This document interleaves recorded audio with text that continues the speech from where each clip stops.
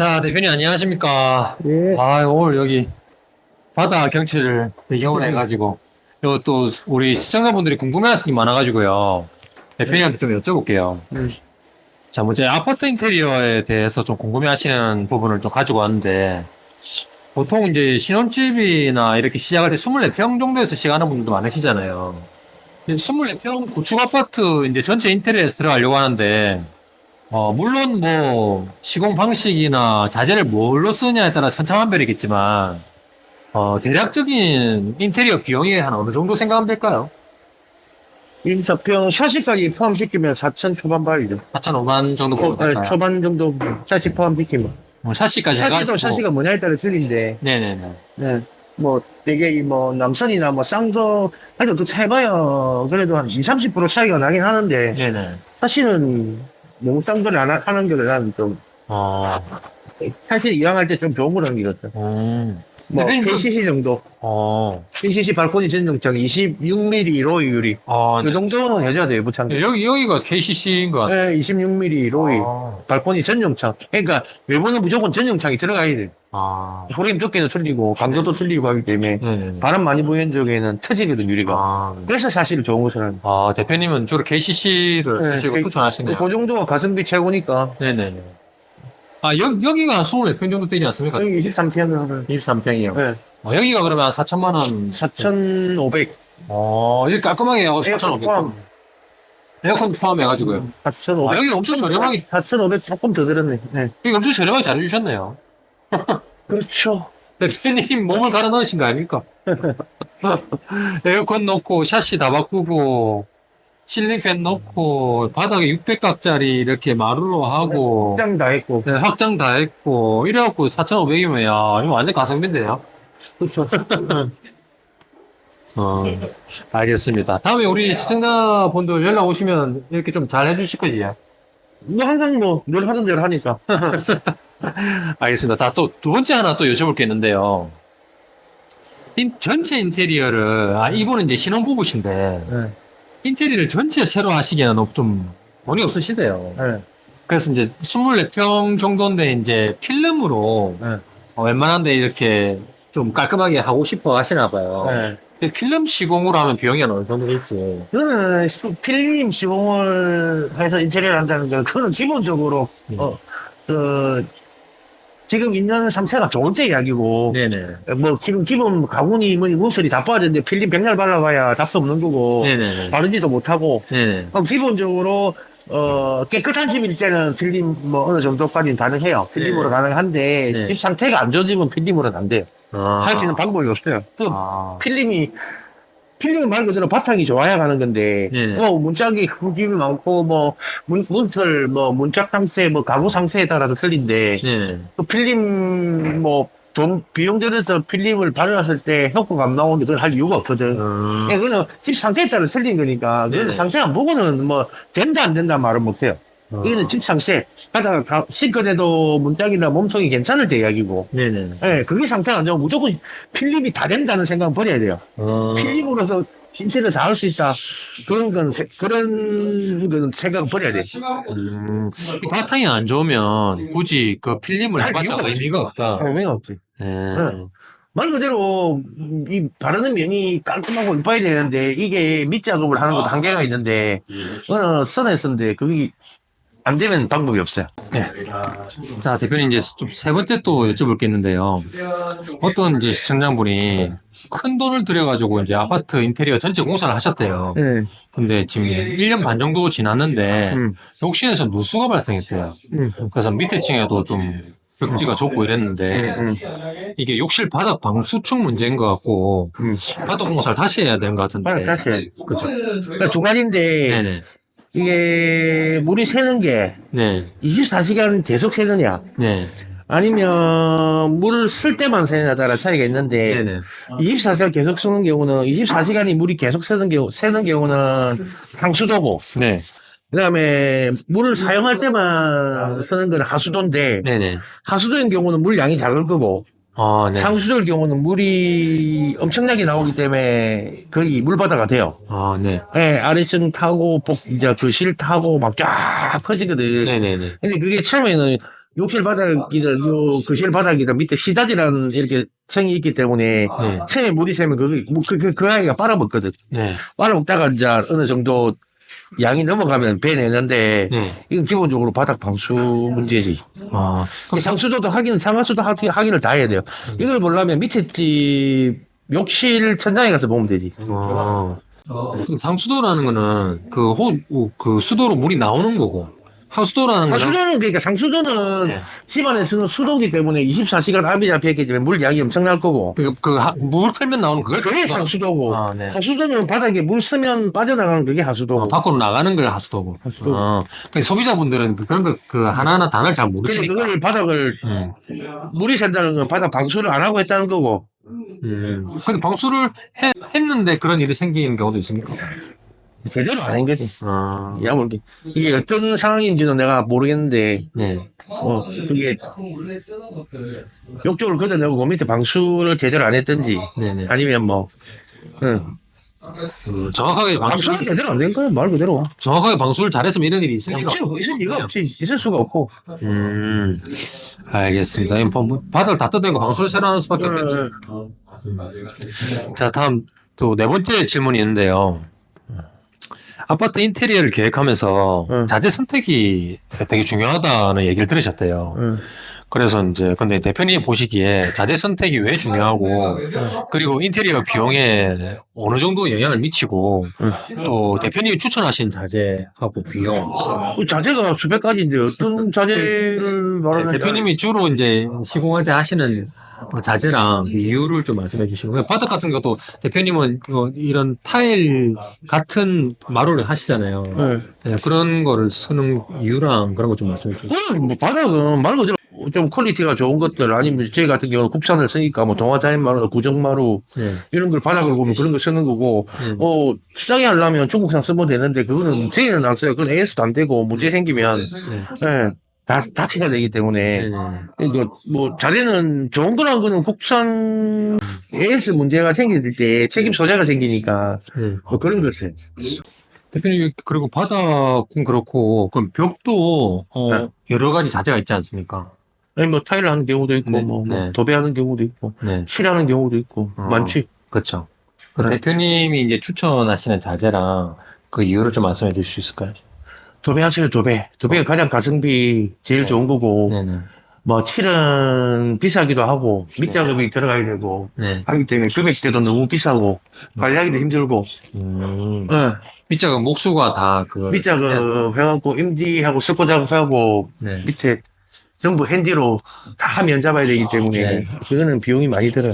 비용이 엄청 올라가겠네요. 예, 보통 뭐, 요즘 많이 쓰는 게, 뭐, 벤자민이나 뭐, 에드워드 던 쓰는데, 일반 칠에 거의 한 10배 보시면 돼요. 칠값만. 그리고 한 5번, 4-5번 샌딩해가 올리고, 그 인건비 어마무시하죠. 안에 목수가 전부 다 잡아야 되고, 네. 그냥 요즘 인테리어 쇼 하는 스타일로 그렇게 하면 뭐, 많이 그렇게 하는데, 비용이 좀 많이 들지. 네. 비용 대비 추천하시는 거는 그냥 도배로 이렇게. 네, 하시는 칠은 추천 안 해요. 그리고 특히 애기들 있는 집, 그 말도 안 되고, 애들 막 험칠하기 시작하면, 그거는 감당이 안 돼. 사용하시는 데 가성비 최고고, 제일 좋고, 금액 대비 그렇고, 근데 일반 실크 도배 정도가 난 맞다고 봐요. 뭐 타일 하시고 좀 옆에 뭐 거실이나 타일 많이 하시는데, 네. 그것도, 비용도 많이 들지만, 굳이, 벽은 습기 있으면 습기도 좀 빨아먹고 숨을 쉬어야 되거든. 네네. 타일을, 전체 타일 한다는 건 나는 별로 안 꺼내요. 대표님 추천하시는 거는 네. 도배다. 네. 알겠습니다. 그리고 이제 또 5번째 여쭤볼 게, 이 반셀프로 하시는 분들도 있더라고요. 네. 그래서 아파트 인테리어 할 때 순서를 좀 말씀해 주시겠어요? 철근 일부지 기본적으로 철거, 네. 그 다음에 상호, 철거하고 나서 샤시 넣고, 네. 그 다음 목수가 들어올 거고, 네네. 옥장은 끝나면, 그 다음에 필름, 네. 필름 끝나면 타일, 네. 타일 끝나면 이제 도배 뭐 들어가고 마루, 네. 그 다음에 맨 마지막에 이제 가구, 싱크대하고 들어가겠다. 네, 그 다음에 뭐, 도배가 끝나면 조명, 네. 교체할 때도 교체하고, 그렇게. 그러면 가구가 제일 마지막에 들어오는 가구가 맨 마지막에. 모든 게 다 들어가야 가구가 마지막에 얹히니까. 알겠습니다. 그럼 소비자분들이 반셀프를 하실 때는 그 순서로 맞춰가지고 시공자들 불러서 하면 되겠네요. 아, 그렇죠, 선생님. 알겠습니다, 대표님. 오늘 여러 가지 알려주셔서 너무 감사하고요. 또 다음에 와서 여쭤보겠습니다. 예. 네, 감사합니다. 예. 여러분, 오늘 부산 바다를 보면서 인테리어 궁금한 부분을 말씀드렸는데 어떠셨나요? 어떤 분들은 이미 다 알고 있는 내용이라 뻔하다고 생각하는 분도 계셨을 거고, 어떤 분은 도움되었다고 느끼신 분도 계셨을 것 같아요. 인테리어에 익숙하지 않은 시청자분들이 궁금하셨던 내용이라 그렇습니다. 앞으로 부산 지역에서 하이엔드, 그러니까 비싼 인테리어를 하는 업체와의 협업 방송도 계획되어 있으니까요. 전문적인 정보가 궁금하신 분들도 구독과 좋아요를 해주시면 더 좋은 영상으로 찾아뵙겠습니다. 그런데 이 영상을 보시면서 이런 생각을 하셨던 분도 계셨을 것 같아요. 가성비 공사를 한다고 하면 디자인이나 자재의 퀄리티가 낮을 것 같은데, 강남 하이엔드 스타일이라고 하지만 실제로 그런 고급스러움이 나올까? 저희가 소개해드린 다른 영상을 보시면 화이트 인테리어와 우문선, 우몰딩으로 깔끔하게 마감이 된 현장을 보셨을 거예요. 강남 하이엔드 스타일이 뭐 다른 게 아니거든요. 무슨 보석으로 휘황찬란하게 마감재를 때려 박은 게 아닙니다. 오히려 화려함을 최소화하고 가구를 빼면 무채색의 갤러리 같은 느낌이 강남의 하이엔드 스타일이죠. 왜냐하면 하이엔드 공간 디자인이라는 것은 거기서 사는 사람이 주인공이 되어야 하거든요. 따라서 저희는 사시는 분들이 주인공이 될 수 있도록 공간의 동선을 효율적으로 개선하고 마감재를 최소화한 깔끔한 디자인을 추구하고 있습니다. 평당 150에서 200만 원이 기본이라는데 계약 후에 추가 비용이 발생하는 거 아닌가요? 이런 걱정도 많으시죠? 인테리어업의 진입 장벽이 낮고 계약 후에 돌변하는 양아치 업자들로 인해 고객님들이 많은 피해를 입고 계십니다.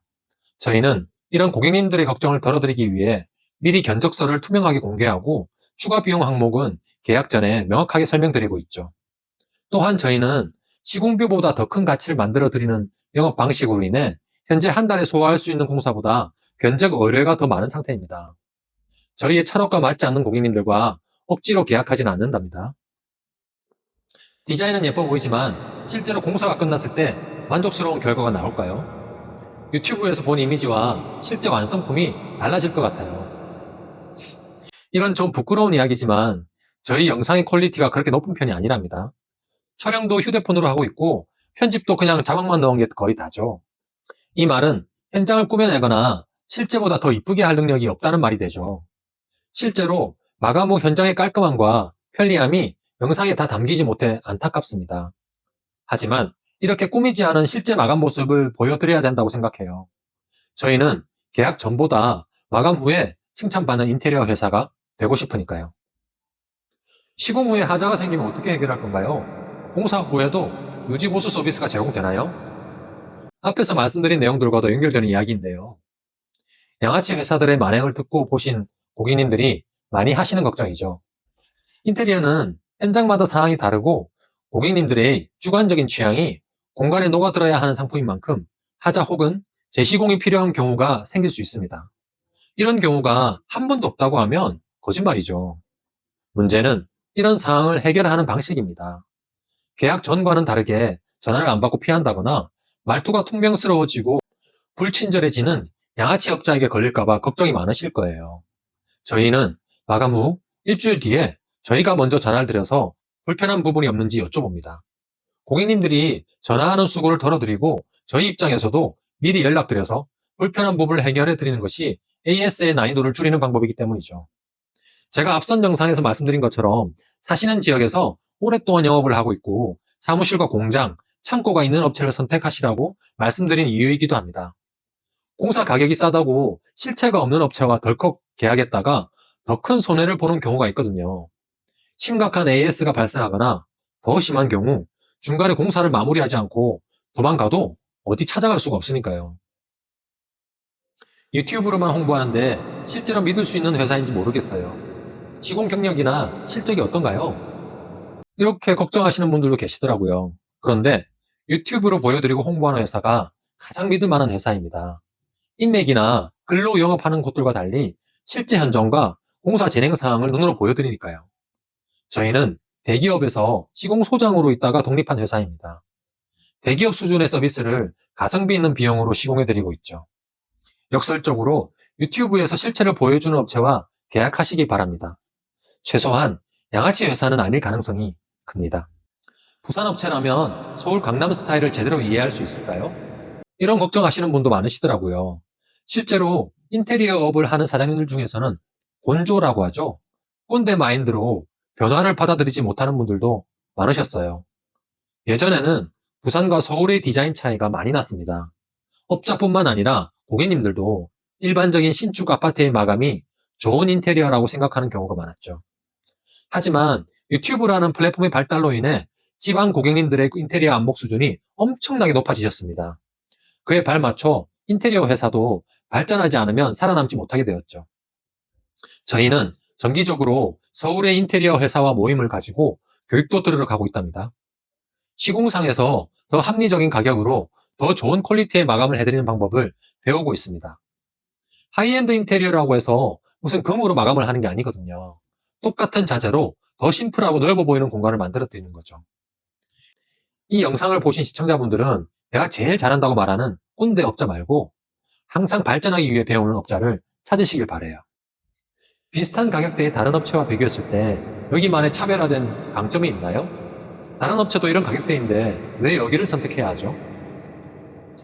제가 감히 장담드리는데 저희가 제공하는 디자인과 자재를 저희와 같은 가격에 해드리는 곳은 없을 겁니다.